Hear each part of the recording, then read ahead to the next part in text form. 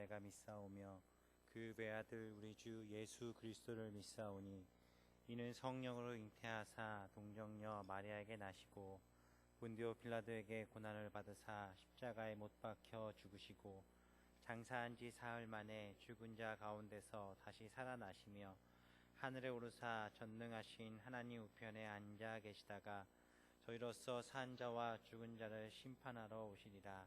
성령을 믿사오며 거룩한 공예와 성도가 서로 교통하는 것과 죄를 사하여 주시는 것과 몸이 다히 사는 것과 영원히 사는 것을 믿사옵나이다. 아멘. 하나님 감사합니다. 한 주를 보내며 하나님 삼일째 되는 말 하나님 앞에 나와 예배드리러 이 자리에 모였습니다. 하나님 우리의 사모함을 주께서 아시오니 하나님 오늘도 예배를 통해 말씀을 통해 우리에게 은혜를 허락하여 주시고 우리가 알아야 될 것들을 깨우쳐 알게 하셔서 주님의 말씀 가운데 거하는 참 제자들 될 수 있도록 인도하여 주옵소서. 감사드리며 예수님 이름으로 기도합니다. 아멘. 찬송하겠습니다. 320장 나의 죄를 정케하사 찬양하겠습니다.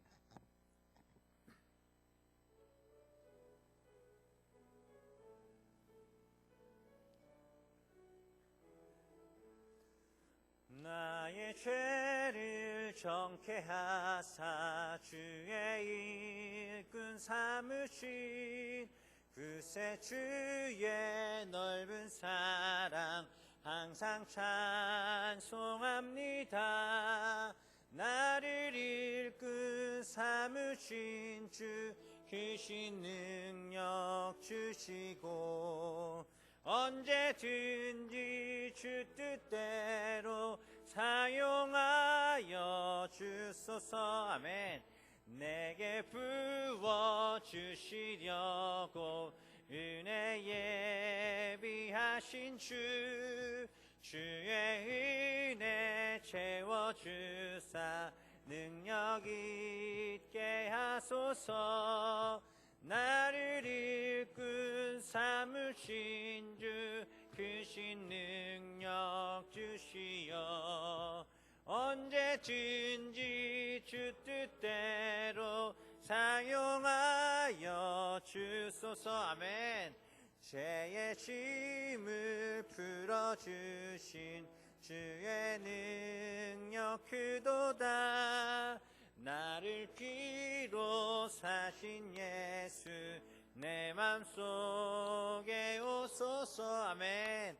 나를 일꾼 삼으신 주 크신 능력 주시고 언제든지 주 뜻대로 사용하여 주소서. 주여 내게 성령으로 충만하게 채우사 생명수가 강물처럼 흐르게 하옵소서. 나를 일꾼 삼으신 주 크신 능력 주시고 언제든지 주 뜻대로 사용하여 주소서. 아멘. 321장 바로 옆에 321장 날 대속하신 예수께 찬양하겠습니다.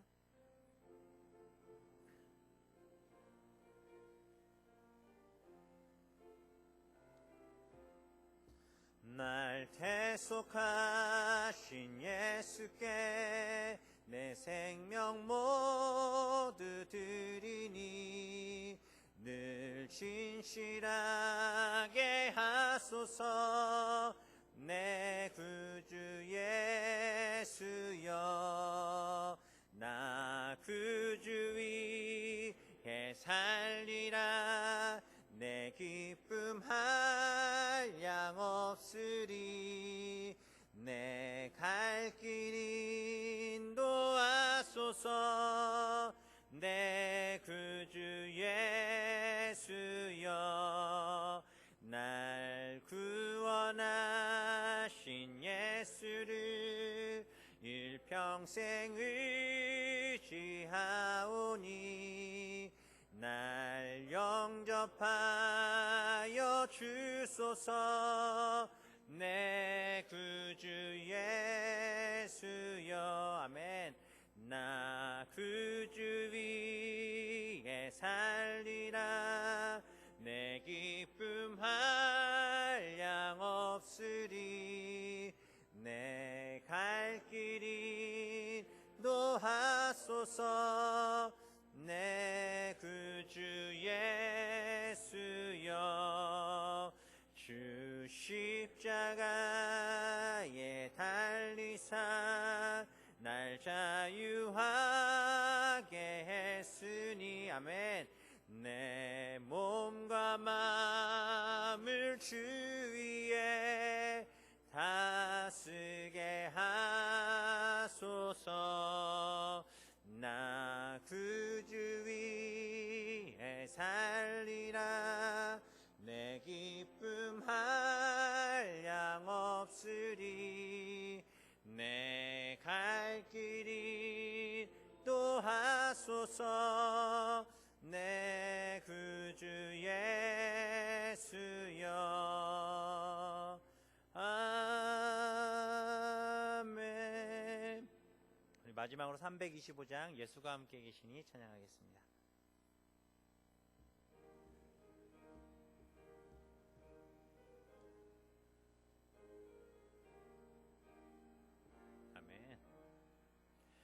예수가 함께 계시니 시험이 오나 겁없네. 기쁨의 근원 되시는 예수를 위해 삽시다. 아멘.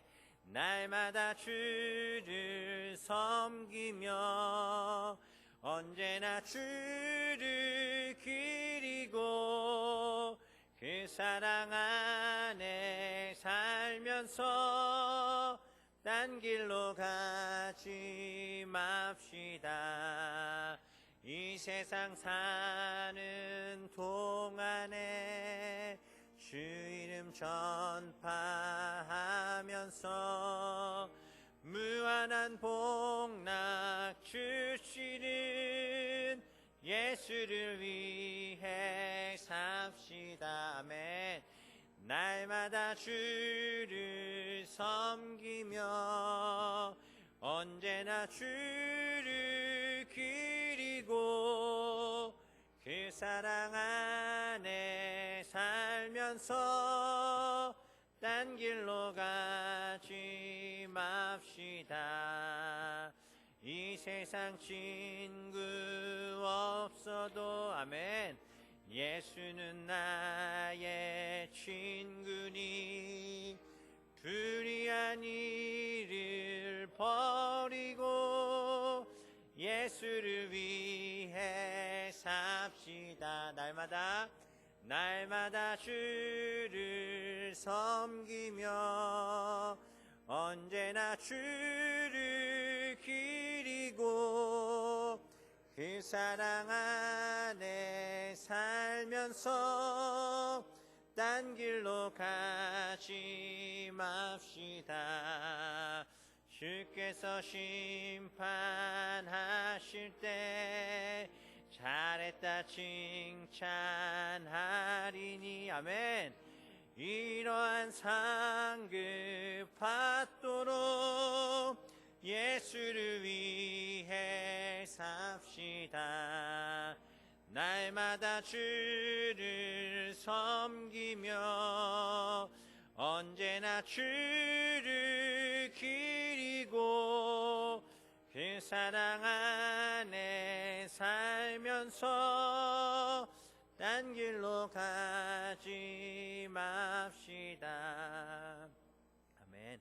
우리 이 시간에 잠시 기도하기 원합니다. 주여 한번 부르고 기도하실 때 이 말씀 찬양의 가사처럼 딴 길로 가지 맙시다. 우리 내 마음속에 그것을 고백하셨으면 좋겠습니다. 주님만이 나의 도움, 주님만이 나의 모든 것이라는 걸 고백하시면서 그 제목을 놓고 기도하시고 또 오늘 말씀 전하는 저를 위해 또 말씀을 들을 우리 성도님들의 마음밭을 위해 이 시간 주여 한번 부르고 기도하겠습니다. 함께 하겠습니다.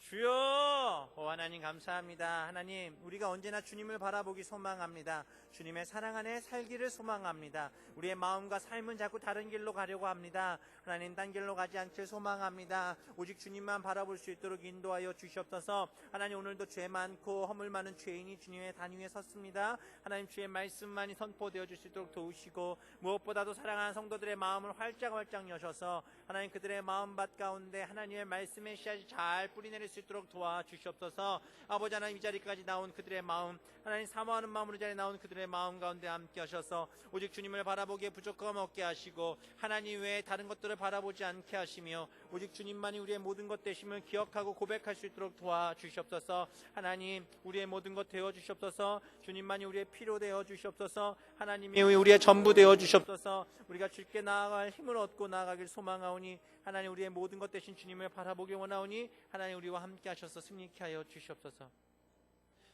거룩하신 하나님, 감사합니다. 우리가 오늘도 주의 말씀을 사모하여 이 자리에 나왔습니다. 우리의 인생을 살아가다 보면 지치고 힘들어 다른 길로 도망가고 싶을 때가 많습니다. 그러나 주님 품이 나의 삶의 전부이고 그곳이 나의 안식임을 기억하여 하나님, 우리가 예배하며 주님 곁에 있을 수 있도록 인도하여 주시옵소서. 이 시간 부족한 종이 하나님 단 위에 또 섰습니다. 이 단에 설 때마다 두렵고 떨림으로 주 앞에 섭니다. 오직 주의 말씀만 대언되게 하여 주시고, 사랑하는 성도들의 마음밭 가운데 하나님의 놀라운 음성이 들리게 하셔서 이 말씀으로 말미암아 위로받고 주님을 만나고 그들의 삶을 돌이켜 주께 나아가는 주님의 제자들 되게 하여 주옵소서. 감사드리며 예수님의 이름으로 기도합니다. 아멘. 하나님의 말씀 보겠습니다. 마가복음 14장입니다. 마가복음 14장 43절에서 52절까지 보겠습니다.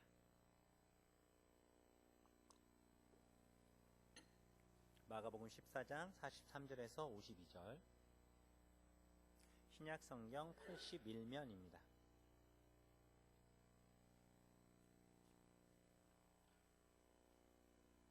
찾으셨으면 43절 말씀부터 함께 보도록 하겠습니다. 43절입니다.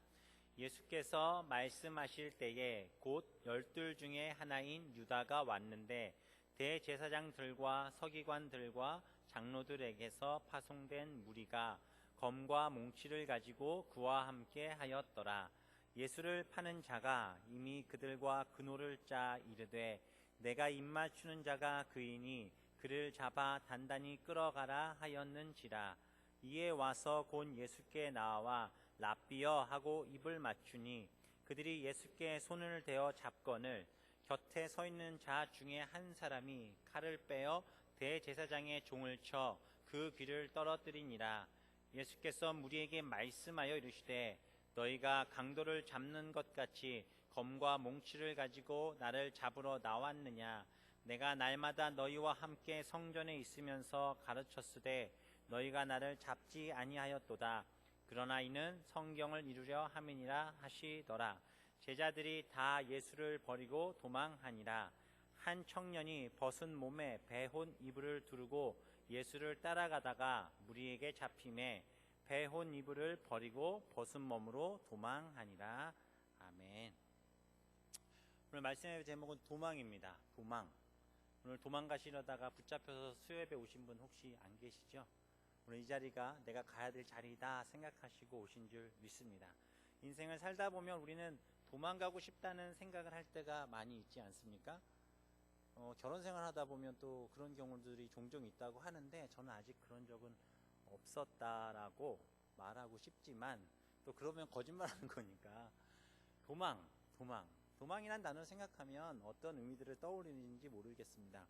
성경에 보면 오늘 본문에서 도망가니라 라는 단어가 연속해서 2절에서 사용되어지고 있습니다. 오늘 본문의 말씀에 대한 배경들은 우리 성도님들이 다 잘 아실 것입니다. 오늘 본문은 예수님께서 십자가에 달리시기 전 겟세마네에서 기도하고 계셨죠. 근데 그 장면 가운데 가룟 유다에 의해 잡히시는 장면이 나오고 있습니다. 예수님을 따른 많은 사람들이 있었습니다. 또 그 중에 예수님의 특별히 선택되었던 12명의 제자들이 있었습니다. 그 중에서도 3명의 제자 베드로와 야고보와 요한을 데리고 예수님께서는 산에 오르셔서 기도하시고 계셨습니다.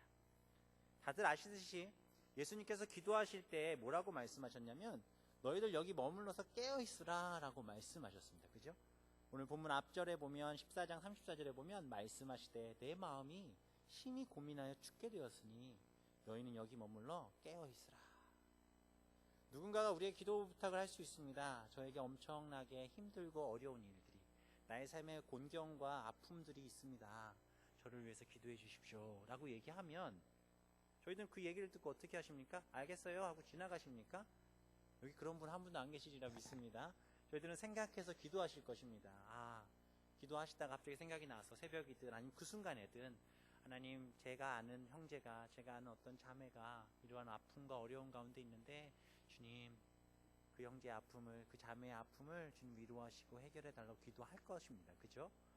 다른 사람도 아니고 그들을 그렇게 사랑하는 예수님께서 제자 셋을 특별히 뽑아서 산에 가셔서 내 마음이 심히 고민하여 죽게 되었으니 기도해라, 나를 위해 기도해줘라 라고 말씀하셨습니다. 그런데 어떻게 되죠? 오늘 본문 37절에 보면 돌아오사, 예수님이 기도하시다 잠깐 오신 것 같으세요? 돌아오사 제자들이 자는 것을 보시고 베드로에게 말씀하시되 시몬아, 자니? 네가 1시간도 깨어있을 수 없니? 라고 말씀하십니다. 이 말씀을 들을 때마다 가슴이 쿵당쿵당 뜁니다. 주님이 제가 졸고 있을 때 말씀 듣다 졸든 기도하다 졸든 아니면 사역 현장에서 조는 것처럼 있을 때 주님이 이 말씀을 저에게 하셨다면 정신 바짝 차려야죠. 그죠? 그리고 이제 안 되겠다, 이를 억물고 눈꺼풀을 뒤집어 가면서라도 기도했을 것 같습니다. 예수님이 다시 올라가셨죠? 다시 오셨습니다. 아마도 제자들이 예수님이 한 번 오셨으니까 설마 또 오시겠어 했던지 아니면 무슨 마음이었는지 예수님 다시 오십니다. 40절 다시 오사 보신즉 그들이 자니 이는 그들의 눈이 심히 피곤함이라. 그들이 예수께 무엇으로 대답할 줄을 알지 못하더라. 졸지 마 그렇게 얘기했습니다. 다시 오셨는데 또 졸고 있었습니다. 예수님께서 그 모습을 보셨죠. 그리고 제자들은 심히 피곤했다라고, 그들의 눈이 심히 피곤했다라고 성경에서 분명하게 이야기합니다. 그리고 예수님이 오신 걸 또 눈치챘던 것 같습니다. 눈을 떴는데 예수님을 봤으니 얼마나 민망했겠습니까? 얼마나 민망하고 부끄러웠을지 성경에서 그대로 얘기하죠. 예수께 무엇으로 대답할 줄을 알지 못하더라. 혹시 조시다가 옆에 있는 분이 툭 쳐서 깨보신 적 있으십니까? 요즘에는 그래도 그냥 잔다고 그러더라고요. 요즘에는 그런 것도 좀 이렇게 그냥 뭐 그럴 수 있지 뭐 이렇게 생각하는 분들도 계시나 봐요. 저는 이제 목사니까, 목사라도 사람입니다. 가끔 교육자들 존다고 해서 저 교육자는 왜 저렇게 맨날 잠만 자. 물론 매번 그렇게 자면 혼나야 되겠죠. 가끔 조는 거 보시면 눈 감아주시면 감사한데 졸다가 누가 건드리면 정말 깜짝 놀라서 깹니다. 그래서 아휴 내가 졸다니. 오늘 이 시간에 피곤하심에도 불구하고 이 자리에 나오신 줄 믿습니다. 졸지 마시기 바랍니다. 말씀하시잖아요. 졸지 말라고. 졸지 마시고 하나님의 말씀을 들으시길 바랍니다. 아무튼 그들에게 예수님 다시 말씀하셨습니다. 그리고 예수님 또 가셨죠. 그 기도하셨습니다. 그런데 그들이 또 심히 피곤했던 것 같습니다. 예수님이 오셨습니다. 그들이 또 자고 있었습니다. 답답하지 않습니까? 왜 이랬을까요? 이들이 왜 이랬을까요? 예수님 세 번째 오사 하신 말씀 더 과간입니다. 이제는 자고 쉬라. 그만 됐다. 명령문은 이제 그만 됐다 라고 말씀하십니다. NIV나 RSV 성경에 보면 의문문으로 되어 있습니다. 뭐라고 되어 있냐면 야, 또 자고 쉬고 있니? 언제까지 그럴 것이니? 근데 이제 됐다. 때가 됐다 라고 말씀하십니다. 참 무심한 듯한 제자들입니다. 어찌 보면 굉장히 형편없어 보입니다. 아니 답이 없죠. 어찌 보면 어쩜 이러지? 라는 생각이 듭니다. 그런데 사랑하는 성도님들, 성경을 읽을 때마다 늘 하는 생각이지만 저도 이 말씀을 준비하고 묵상하면서 생각한 것이지만 제자들 탓할 게 아니죠. 우리도 똑같습니다. 왜 이런 제자들과 저희들을 예수님은 굳이 사랑하신다 하시고 또 우리를 사용하시고 또 예배하게 하실지 라는 생각이 듭니다. 저도 제자들을 많이 키우고 보지만 가끔 제자들이나 밑에 그 양육하는 청년들이나 학생들을 보다 보면 참 답답한 아이들이 많이 있습니다. 쟤는 도대체 왜 이렇게 말을 못 알아들을까? 쟤는 왜 이렇게 기도를 해도 바뀌지가 않을까? 막 속이 막 답답한 아이들도 있습니다. 우리 성도님들 어떠십니까? 자녀들을 보면서 혹시 그런 생각 드실 때 있지 않으십니까? 아니면 옆에 있는 성도들을 보며 그런 생각을 드실 때 있지 않으십니까? 그럼 어떻게 하십니까? 포기하십니까? 쟤는 원래 그런 애야. 쟤는 원래 저래. 저분은 원래 그래 라고 생각하시며 포기하십니까? 사랑하는 성도님들, 주님은 우리를 포기하지 않으셨습니다. 그래서 오늘 이 자리에 계신 줄 믿습니다. 예수님은 우리의 좋은 선생님이셨고 그분은 우리의 리더이시기도 하셨습니다. 이지성이라는 작가가 쓴 책이 있습니다. 이지성이 쓴 여자라면 힐러리처럼 이라는 책이 있는데 그 책에 보면 이런 내용이 나옵니다. 그 책에서는 좋은 멘토와 나쁜 멘토를 나누어 놨습니다. 이 멘토라는 말이 그리스 신화에 나오는 말이기 때문에 교회에서 이 말을 쓰는 것이 합당하진 않습니다. 그러나 책에 있는 내용이기 때문에 이해하고 들으시기 바랍니다. 멘토에는 좋은 멘토와 나쁜 멘토가 있다. 좋은 멘토는 당신의 현재보다는 미래를 보는 사람이다. 좋은 멘토는 당신을 신뢰한다. 당신이 위대한 가능성을 지닌 존재라고 보고 실제로 당신을 그렇게 대한다고 합니다. 나쁜 멘토는 당신의 과거와 현재를 보는 사람이죠. 당신 과거에 뭐 했어? 당신 지금 이런데 뭐가 되겠어? 라고 얘기하는 거죠. 또 나쁜 멘토는 신뢰하지 않습니다. 또 나쁜 멘토는 당신을 자신보다 열등한 존재로 보고 실제로 또 그렇게 대한다라고 얘기합니다. 질문 드리겠습니다. 예수님은 좋은 멘토이십니까? 나쁜 멘토이십니까? 당연히 좋은 멘토이시죠. 좋은 우리의 선생님이십니다. 감히 비교할 바는 아니지만 이 책에 나오는 내용을 그대로 예수님의 모습을 짐작해 본다면 제자들의 모습은 형편없습니다. 동일하게 우리의 모습도 형편없습니다. 인정하십니까? 깨웃하십니다. 낮아짐에서부터 신앙은 시작합니다. 우리도 어찌 보면 우리의 모습은 형편없습니다. 뭐 볼 것이 있겠습니까? 저는 더 그렇습니다. 청년들에게도 그런 고백했지만 목사로서 앞에 서 있는 게 부끄러울 때가 너무 많습니다. 제가 하나님의 말씀을 대언하고 있다는 것 자체가 기적이라고 저는 생각합니다. 예수님은 좋은 멘토이셨고 좋은 리더이셨고 좋은 선생님이셨기에 제자들의 모습은 아무리 봐도 부족하고 모자라지만 그들의 지금 모습이 아닌 이후의 모습들에 대한 기대와 그들의 앞을 보고 계셨기에 그들이 정말 주님 안에서 바뀔 모습을 알고 계셨기에 그들을 선택하셨고 그들과 함께 하셨습니다. 그 이후에 나오는 여러 사람들의 모습을 볼 때에도 어찌 보면 답답함이 더 크실 수 있지만 지금의 내가 아닌 내일은 좀 더 나아질 우리의 모습을 주님은 아시기에 오늘도 우리를 사용하시고 이 자리에 불러 모으신 줄 믿습니다. 우리의 미래 주님은 그것에 기대하고 계십니다. 우리가 천국 가는 그날까지 주님 우리를 바꾸어 가시고 우리를 좀 더 낫게 하실 줄 믿습니다. 어제보다 더 나은 모습으로 오늘 신앙생활 하시는 성도님들 되시기를 주님의 이름으로 축원합니다.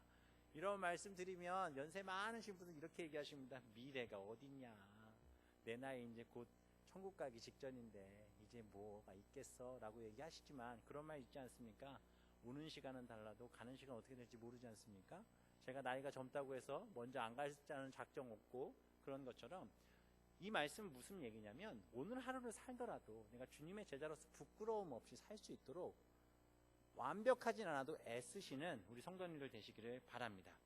언제나 좋은 것 주시기를 원하시는 예수님, 그런데 아무리 좋은 가르침이 있어도 준비가 되어 있지 않다면 그리고 여전히 자기 자랑에 빠져서 헤어나오지 못하고 있다면 하나님이 주신 일들을 결코 감당할 수 없습니다.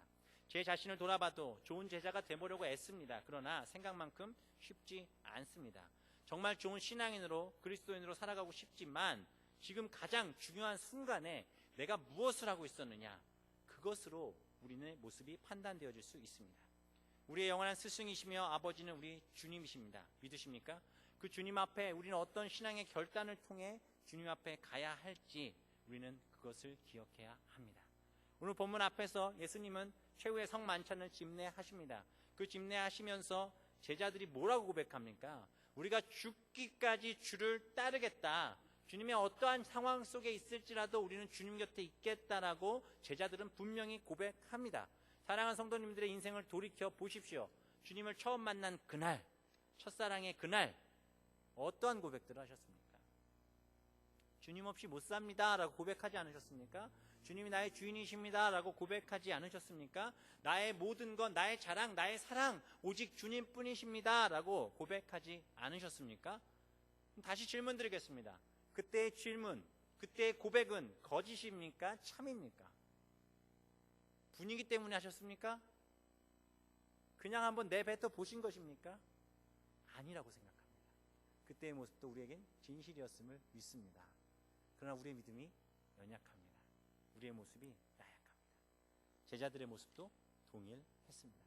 저는 오늘 본문 43절부터 52절까지의 말씀을 통해서 제자들의 모습을 몇 가지 보려고 합니다. 그리고 그 제자들의 모습을 통해서 오늘 이 자리에 계신 성도님들의 모습을 한번 비추어 보십시오. 그리고 내가 주님의 참 제자와 그리스도인으로 살아가려면 어떠한 모습을 가져야 하고 어떠한 모습을 버려야 할지를 찾는 우리 성도님들 되시기를 바랍니다. 첫째로 오늘 본문 43절에서 52절의 말씀에 보면 자기 유익을 위해 주님을 따르다가 배반한 사람들이 있었습니다. 43절의 말씀을 보면 예수께서 말씀하실 때 곧 12 중에 하나인 유다가 왔는데 대제사장들과 서기관들과 장로들에게서 파송된 무리가 검과 몽치를 가지고 그와 함께 하였더라 라고 얘기하고 있습니다. 누구입니까? 가룟 유다가 지금 예수님을 붙잡으러 왔습니다. 가룟 유다는 어떻게 주님에게 제자가 되었을까요? 구체적인 이유는 알 수 없지만 확실한 것은 분명한 건 주님을 따르고자 그는 열망했고 바라봤고 또 그렇게 주님 곁에 있었던 제자였다고 생각되어집니다. 주님께서는 부족하고 허물이 많지만 그런 유다를 그래도 주님은 뽑으셨습니다. 예수님의 제자 중에 잘난 사람 없습니다. 다 못났습니다. 온전한 사람도 없습니다. 아무리 봐도 참 왜 예수님은 저런 사람을 뽑았을까라고 생각되어지는 사람들이 그 자리에 많이 있습니다. 그러나 주님은 허물이 많고 연약하지만 그 제자들을 선택하셨고 그들 가운데 유다도 선택하셨습니다. 주님의 선택한 제자들, 그들은 주님의 말씀을 듣고 거듭나기를 바라셨습니다. 동일하게 오늘 이 자리에서 하나님의 말씀을 듣는 우리 성도님들에게도 주님은 거듭나고 새로워지기를 원하고 계십니다. 우리는 이전의 모습을 버려야 합니다. 제자들에게도 그것을 동일하게 원하셨습니다. 그리고 새로운 모습으로 좋은 것들을 배우고 알아가 주님이 이 땅에 계시지 않은 때에도 주님의 말씀을 붙들고 전하는 제자들로 바꾸시기를 주님은 원하셨던 것 같습니다. 그런 제자들, 보잘것없는 제자들, 그러나 주님은 그들을 선택하셨습니다. 동일하게 오늘 이 자리에 계신 우리 성도님들을 주님은 부르시고 모으셨고 선택하신 걸 믿으시기 바랍니다. 요한복음 15장 16절에 보면 너희가 나를 택한 것이 아니라 내가 너희를 택하여 세웠나니 이는 너희로 가서 과실을 맺게 하고 또 너희 과실이 항상 있어 내 이름으로 아버지께 무엇을 구하든지 다 받게 하려 함이니라 라고 하셨습니다. 그렇게 선택된 제자들 중 한 사람이 바로 가룟 유다였습니다. 성도님들 중에 가끔 이런 질문을 합니다. 왜 어떤 분은 가룟 유다가 불쌍하다고 얘기합니다. 그리고 그에게 돌아올 기회도 없었고 왜 가룟 유다는 그렇게 쓰임 받았냐라는 질문들을 많이 하십니다. 인간적인 모습으로 볼 때 그렇게 보입니다. 나중에 후회하고 은 30을 자기가 받았던 그 대제사장들에게 집어 던지지 않습니까? 집어 던지고 괴로움에 그가 하는 행동이 무엇입니까? 돌아가 자살합니다. 무엇이 문제였을까요? 왜 가룟 유다에게 정말 어찌 보면 하나님의 말씀 가운데 가룟 유다는 회개할 기회 없이 가룟 유다는 과연 죽었을까요? 그가 그렇게 자살할 수밖에 없었을까요? 예수님은 그에게 기회를 주지 않으셨을까요? 우리는 좀 동일한 인물이라고 할 수는 없지만 좀 비슷한 상황에 처했던 구약에 나오는 한 인물을 떠올리게 됩니다. 바로 가인입니다. 가인에 대해서는 어떻게 생각하십니까? 가인과 아벨의 제사에 대해서도 많은 해석들이 있고 또 이야기들이 있습니다. 하나님은 왜 가인의 제사는 받지 않았을까? 왜 아벨의 제사만 받으셨을까? 라고 얘기하시고 가인에 대해서 하나님은 너무 매정하셨고 또 무섭지 않았나? 라고 늘 이야기하십니다. 그러나 현실은 그렇지 않습니다. 사랑하는 성도님들, 인생을 살다 보시면 가끔 내게 어렵고 힘든 일이 닥치지 않습니까? 그때 어떠한 생각들 하십니까? 주님은 참 나에게 모질시다. 주님은 나에게만 너무하신다 라는 생각도 혹시 하지 않으십니까? 가인에게도 하나님은 회개의 기회를 주셨습니다. 창세기 말씀을 보면 하나님이 말씀하시죠. 너의 안색이 변함이 어찌함이냐라고 물으십니다. 안색이 변함이 왜이냐라고 물으시죠. 그리고 말씀하시죠. 선을 행하면 어찌 낯을 들지 못하겠느냐. 선을 행하면 네가 자꾸 해서 이런 짓을 하면 죄 때문에 네가 엎드러질 것이다.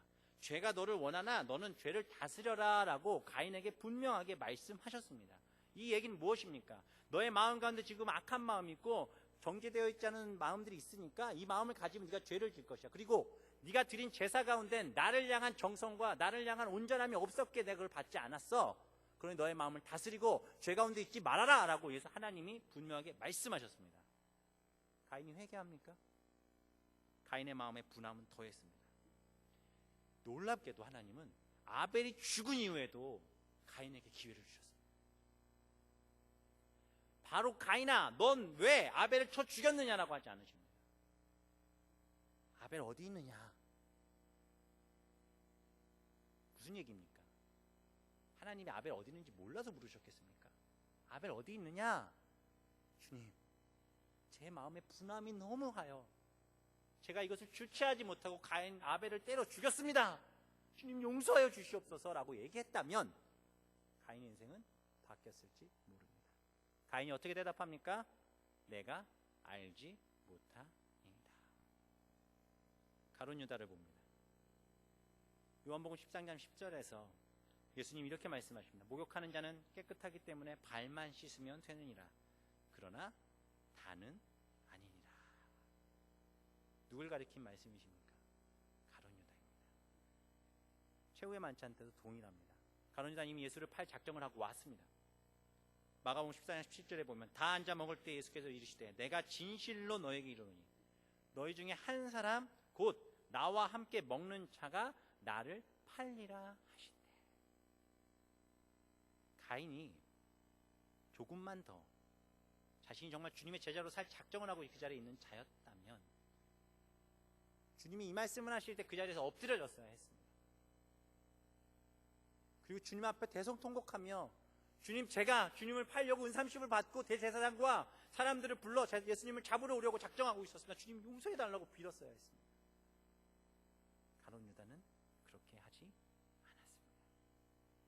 예수님은 회개의 기회를 주고 계시지만 전혀 듣고 있지 않은 사람 가룟 유다. 다른 제자들은 3년 동안 다 주님의 말씀을 듣고 부족하지만 새 사람이 되려고 했습니다. 그런데 왜 가룟 유다만 옛사람의 모습 그대로였겠습니까? 그는 주님을 따르면서도 항상 자기 개인의 사욕과 계산적인 삶을 추구하였던 사람 중에 하나였습니다. 가룟 유다가 대제사장들을 찾아가서 말하기를 내가 예수를 너에게 넘겨주리니 얼마를 주려느냐고 흥정하고 있는 그의 모습. 예수님에 대해서 자기 마음대로 생각하고 결정했습니다.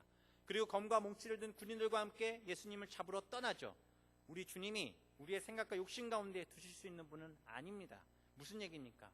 헛된 사욕과 탐심을 버리지 못하는 가룟 유다와 사람들, 결국 예수님을 자기의 욕심에 따라 자기의 기득권 때문에 자기의 재물 때문에 예수님을 자기들 마음대로 행동하고 예수님을 자기 마음대로 하려고 했던 그 당시에 있던 사람들의 모습을 저희들은 보고 있습니다. 골로새서 3장 5절에 그러므로 땅에 있는 지체를 죽이라 곧 음란과 부정과 사욕과 탐심이니 탐심은 우상 숭배니라. 우리는 예수님의 온전한 제자가 되어 도망가지 않으시려면 땅에 있는 지체를 죽여야 됩니다. 내 욕심 때문에 신앙생활 하다 보면 결국 무너지게 되어 있습니다. 캐나다 총선이 곧 다가오고 있습니다. 목사님이 지난주에 그러셨죠? 투표 꼭들 하시라고. 꼭 하십시오. 저는 그 말씀을 들으면서 참 부끄러운 마음이 들었습니다. 그리스도인이라면 정말 해야 할 것들 해야 되겠다라는 생각을 했죠. 한국에서는 총선에 출마하는 후보자들을 조사해 보면요, 놀랍게도 40%가 크리스찬이라고 합니다. 40%가. 그런데 그들은요 대부분 예배에 출석하지 않고요 교회에 등록만 돼 있는 사람들이 대부분이라고 합니다. 그 중엔 집사도 있고요 장로도 있습니다. 물론 처음부터 그렇게 신앙생활 하지는 않았겠죠.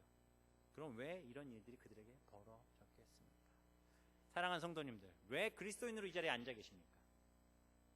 혹시 여러분들의 삶에 필요한 것이 있으셔서 뭐 교회 가운데 도움이 될 것이 혹시 있을까 해서 이 자리에 앉아 계신 분은 안 계시라고 믿습니다. 우리는 좋은 모습으로 성장해 가야 할 줄 믿습니다.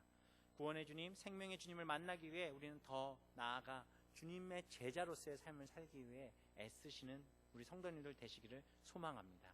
이러한 모습을 갖고 있지 않다면, 나의 사리사욕만 노리고 있다면 가룟 유다처럼 결국 회개의 기회를 놓치고 결국 사람들의 손에 검과 몽치를 들게 해서 예수님을 잡으려는 헛된 모습으로 드러나게 됩니다.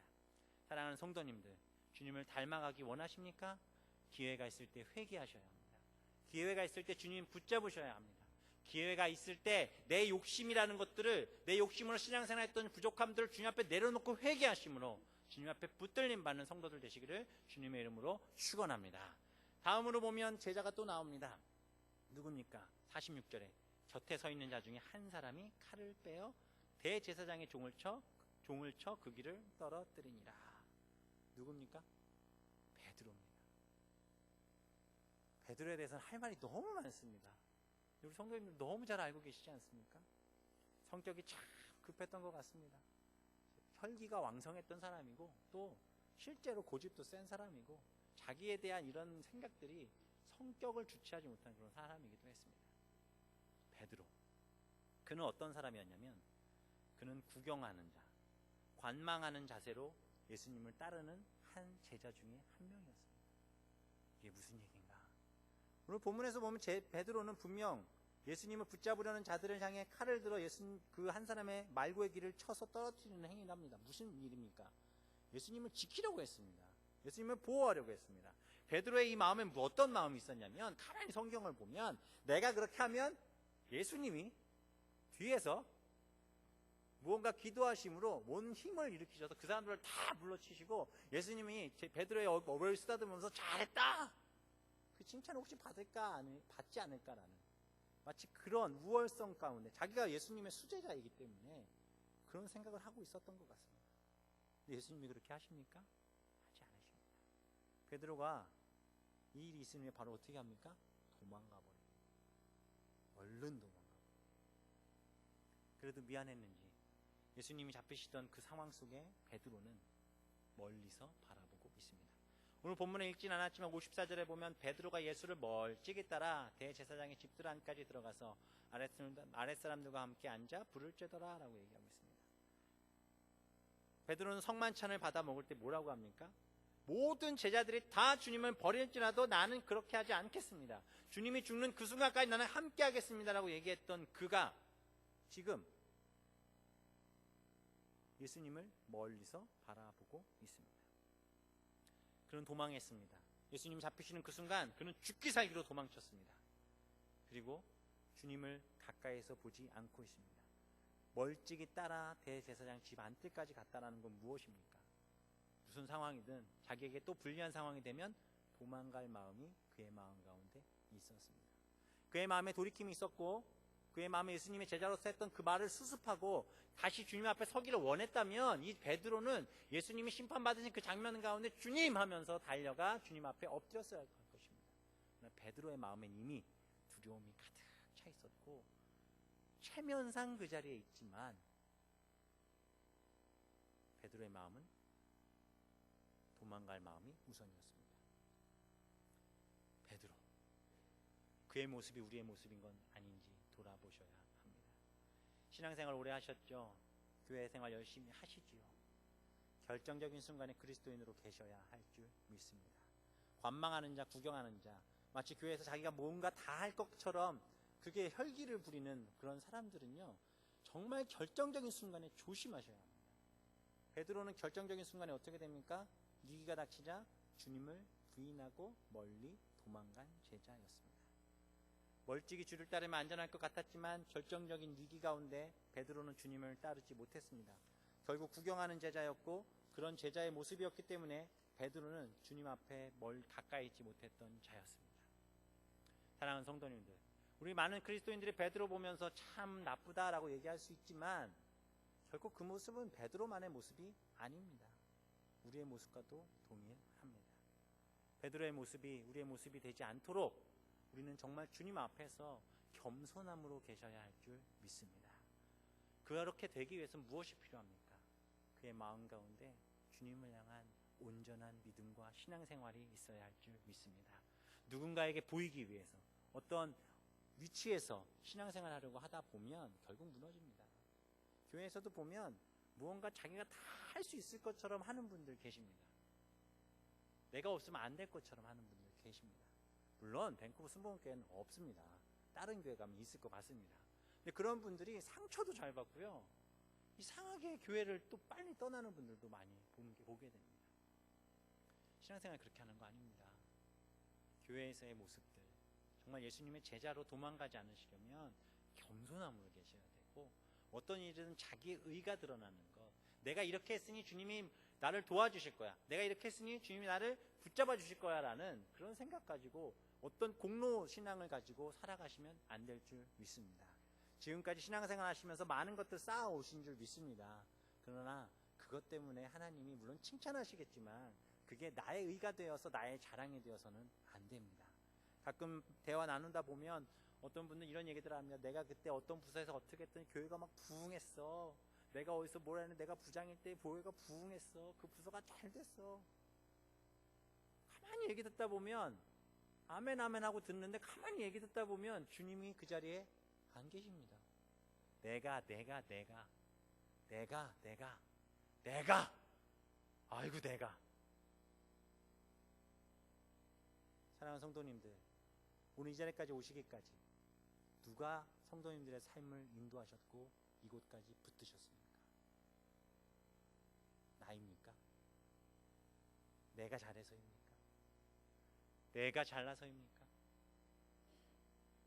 주님이 하셨습니다. 주님이 하셨습니다. 주님이 하셨습니다. 믿음으로 고백하시기를 주님의 이름으로 축원합니다. 세 번째, 다른 공간복음에 나오지 않는 독특한 구절이 오늘 본문에 등장합니다. 51절, 한 청년이 벗은 몸에 배혼 이불을 두르고 예수를 따라가다가 무리에게 잡힘에 배혼 이불을 버리고 벗은 몸으로 도망하니라. 예수님의 제자들이 다 스승을 버리고 도망하는 마당에 한 청년이 붙들려가는 예수를 따라갔다는 기록은 참 인상적으로 보입니다. 과연 이 청년이 누구일까? 왜 하필이면 벗은 몸에 이불을 두르고 따라갔을까? 이 청년이 누구인가를 여러 가지 많은 책들을 보고 또 성경의 이런 이야기들을 통해서 추론해 볼 때에 이 청년은 누구냐면 오늘 이 마가복음을 기록한 마가 자신입니다. 그러면 마가 자신이 이 수치스러운 장면을 자기가 쓴 성경에 왜 꼭 기록을 했을까요? 마가에 대해서 잠시 살펴보면 마가의 어머니는 부유한 여성이었습니다. 일찍부터 주님을 섬긴 신앙인이라고 많은 책들을 보면 나오고 있습니다. 사도행전 12장 12절에도 보면 마가라는 요한의 어머니 마리아의 집에 가니 여러 사람이 거기에 모여 기도했다라고 말씀하고 있습니다.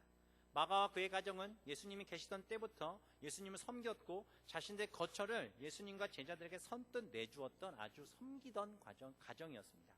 주님은 자주 제자들과 이 여인의 집에 모여서 말씀을 가르쳤고 그때마다 마가도 더러 참석하면서 주님의 말씀을 듣고 또 주님을 옆에서 그렇게 봤으니 얼마나 주님을 존경하는 마음이 있었고 또 믿었겠습니까?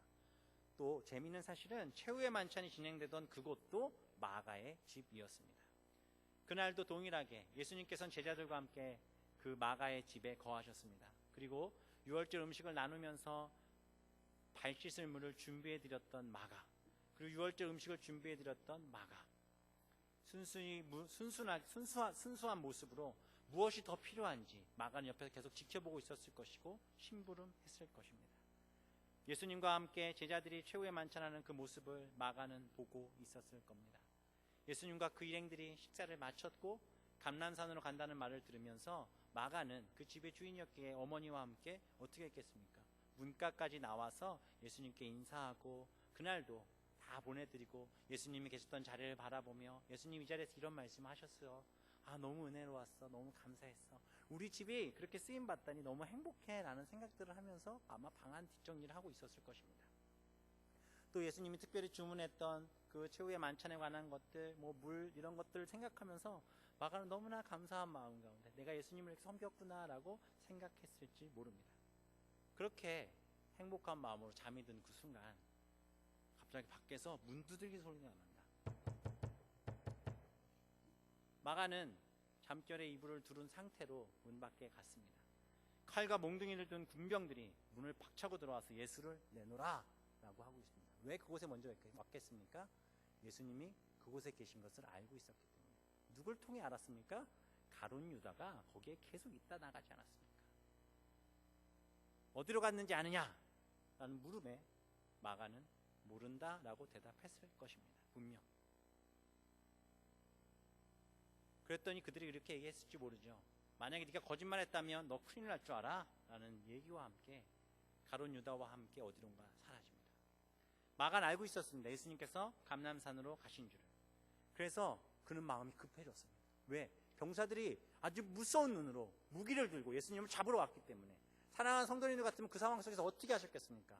뭐 어떻게 되겠자고 문 닫고 자겠습니까? 마가의 마음은 급했습니다. 그는 이불을 벗은 몸에 그냥 이불만 두른 그 채로 이불만 걸치고 예수님이 계신 그 동산까지 뛰어갔을 것입니다. 왜? 예수님에게 그 위험을 알리기 위해서 정신없이 뛰어갔습니다. 그러나 이미 가룟 유다는 예수님이 계신 곳을 알았고 예수님은 붙잡혀 내려오고 있는 상황이었고 예수님 주변에는 아무도 없는 모습을 이 마가는 보고 있었습니다. 마가는 자신이 조금 늦었음을 알았습니다. 그리고 잡혀가는 예수님을 걱정하며 뒤를 조심스럽게 따라갔던 것 같습니다. 그런데 그때 그는 한 병사에게 발각되었던 것 같습니다. 성경에 이런 이야기 자세히 나와 있지는 않지만 우리는 51절, 52절의 그 말씀을 보면 얼마든지 유추해 볼 수 있는 내용입니다. 붙잡히고 그 상황에 마가의 마음속에 어떤 생각이 들었겠습니까? 마가는 번개 같은 동작으로 도망간 것입니다. 배운 이불을 버리고 벗은 몸으로 도망하니라. 마가는 주님을 따르고 싶었던 사람인 건 맞습니다. 그러나 마가는 이 모습 속에서 볼 때에 그가 더 깊은 것까지는 주님을 따르려는 각오는 없었던 것 같습니다. 그저 어떤 호기심에서 어떤 예수님을 향한 어떤 마음 속에서 마가는 예수님을 쫓았던 것 같습니다. 예수님을 섬기는 일을 하긴 했지만 그에게 영적인 준비가 잘 되어 있지 않았습니다. 그리고 그의 육체가 벌거숭이가 되어 도망간 것처럼 그의 정신도 영적 상태도 벌거숭이가 되어 그 자리에 있었던 사람 마가. 성도님도 어떠십니까? 나의 필요에 의해 신앙생활하고 계시진 않습니까? 어떤 상황에서도 우리는 그리스도를 따르는 주님의 제자여야 할 줄 믿습니다. 아무리 힘든 상황일지라도 그리스도인답게 살아가기에 부족함 없는 성도들 되시기를 주님의 이름으로 축원합니다. 바울은 이야기합니다. 로마서 8장 35절에서 누가 우리를 그리스도의 사랑에서 끊으리요 환난이나 곤고나 핍박이나 기근이나 적신이나 위험이나 칼이랴.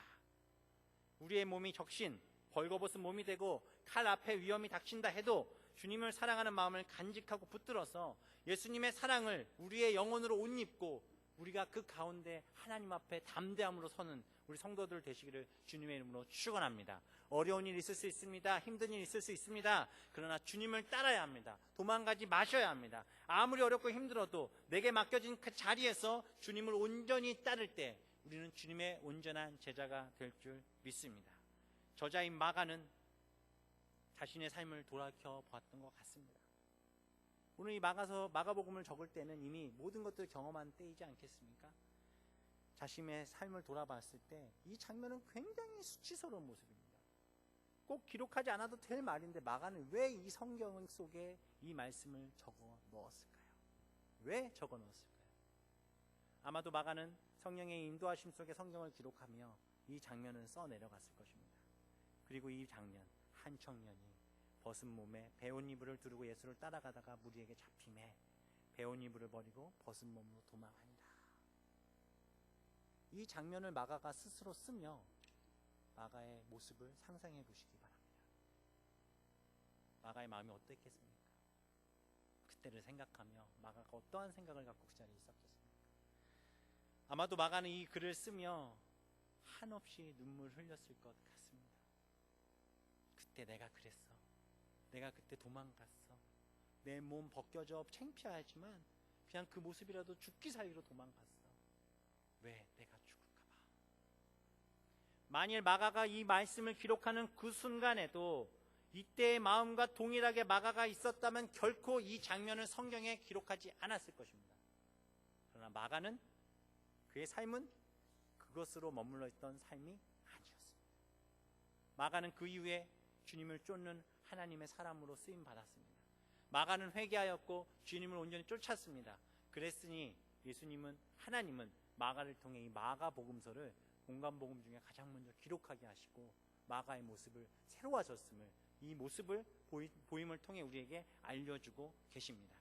사랑하는 성도님들, 오늘 본문의 말씀 속에 나온 세 명의 제자를 우리는 돌이켜봅니다. 가룟 유다와 베드로와 마가. 분명 우리의 모습도 동일하게 있을 수 있습니다. 우리는 연약하고 부족합니다. 어찌 보면 말씀드린 세 가지 모두 우리의 모습이기도 하고 또 부족한 저의 모습이기도 합니다. 그러나 사랑하는 성도님들, 기억하셔야 합니다. 주님은 아직도 우리에게 돌아볼 기회를 주고 계십니다. 가룟 유다에게도 주셨던 것처럼, 마가에게도 주셨던 것처럼, 베드로는 예수님을 부인하고 저주했지만 그를 찾아가 그에게 기회를 주셨던 것처럼, 오늘 저녁에 이 말씀을 통해서 제자로서 살아야 됨에도 불구하고 도망가려고 하는 우리들에게 다시금 말씀하고 계십니다. 내가 나를 사랑하느냐? 너희가 정말 나의 제자가 되기를 원하느냐? 마가도 베드로도 오순절 성령의 세례를 받고 난 뒤 능력을 받아 부활의 주님을 증거하는 제자들이 되었고, 둘 다 순교의 길을 걸어갔던 제자가 됩니다. 오늘 이 밤에도 동일하게 더 이상 도망가는 성도들, 도망가는 제자들 되시 마시기를 주님의 이름으로 축원합니다. 이 땅에 살면서 우리는 주님을 따르기로 작정한 하나님의 사람들이심을 믿으십니까? 그렇게 또 살아가시기를 소망하십니까? 주님 곁에 가는 그 순간까지 나는 그리스도인으로 살았다라고 당당하게, 담대하게, 겸손하게 고백할 수 있는 성도들 되시기를 주님의 이름으로 축원합니다. 세상은 끊임없이 검과 몽치를 들고 우리를 겁줄지 모릅니다. 네가 정말 그리스도인이냐 우리에게 물을지 모릅니다. 그러나 바울처럼 검과 몽치에 맞을지언정 주님을 붙들고 그 십자가 밑으로 나아갈 수 있는 믿음을 갖는 성도들 되시기 바랍니다. 도망갈 만큼 가보시지 않으셨습니까?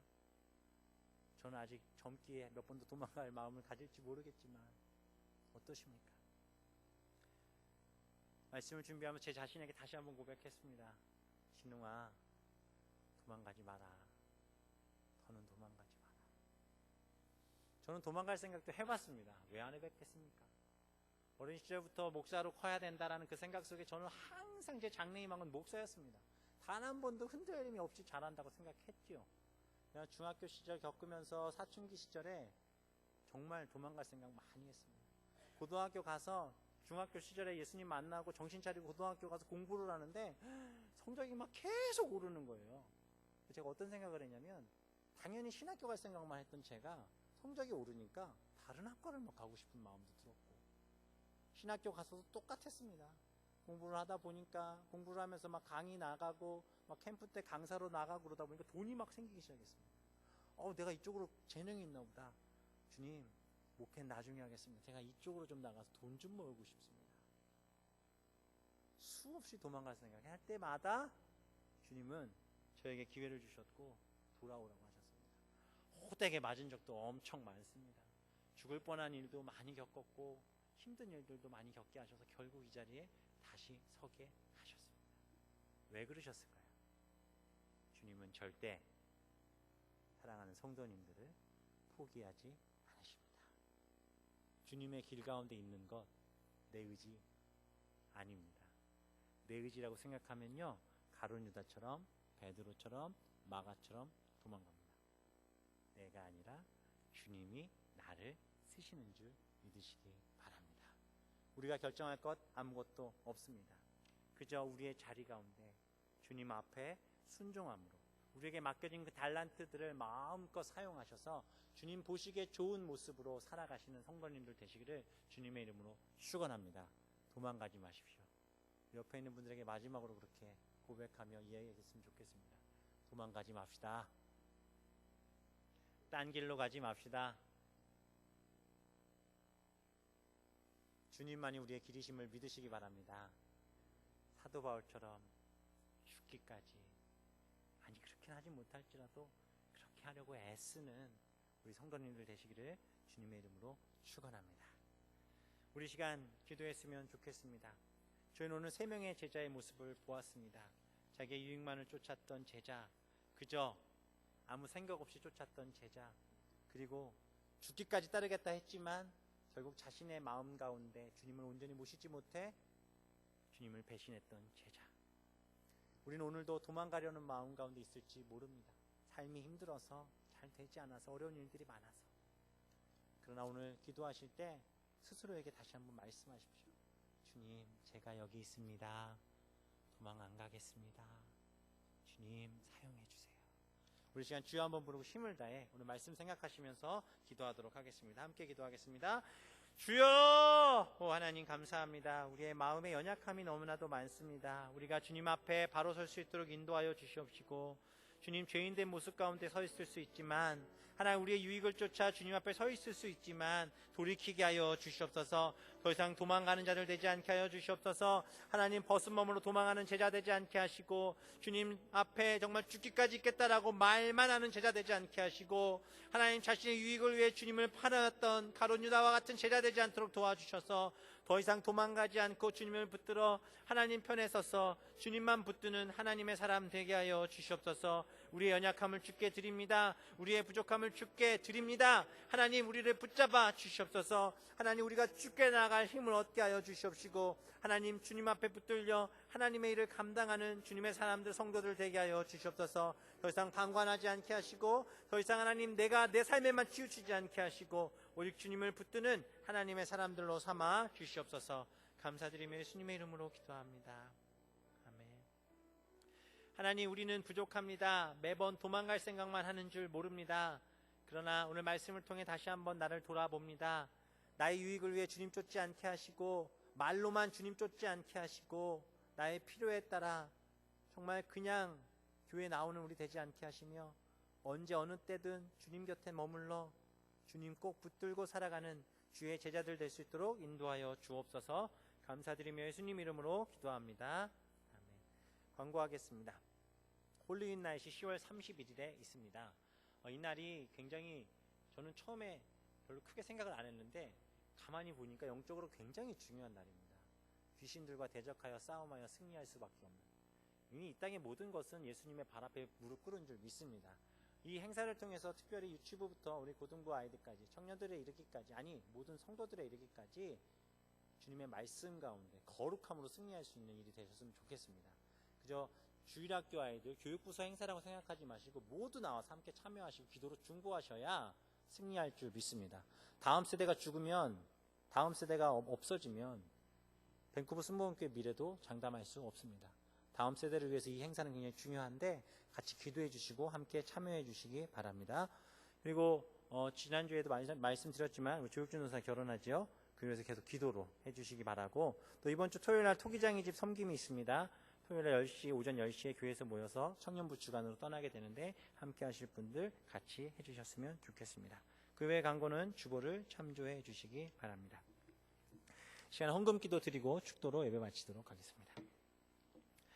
하나님 감사합니다. 주님 앞에 우리의 것을 드립니다. 주님의 것이기에 드립니다. 주님, 이 귀한 예물이 주님 나라 가운데 귀하게 쓰임받고 사용되어질 수 있도록 인도하시고, 성도들이 기뻐함으로 주님 앞에 더 많은 것들 드릴 수 있도록 인도하시고, 또 그렇게 성도들의 가정과 직장과 그들의 삶을 축복하여 주시옵소서. 하나님의 나라가 있는 귀한 예물 되게 하여 주옵소서. 감사드리며 예수님의 이름으로 기도합니다. 지금은 우리 주 예수 그리스도의 은혜와 하나님의 사랑과 성령의 교통하심이 우리의 인생 가운데 아무리 힘들어도 도망가지 않고 주님 곁에 남기로 작정하여 이 자리에 모인 사랑하는 주의 자녀들의 삶 가운데 이제로부터 영원토록 함께 있을지어다. 아멘.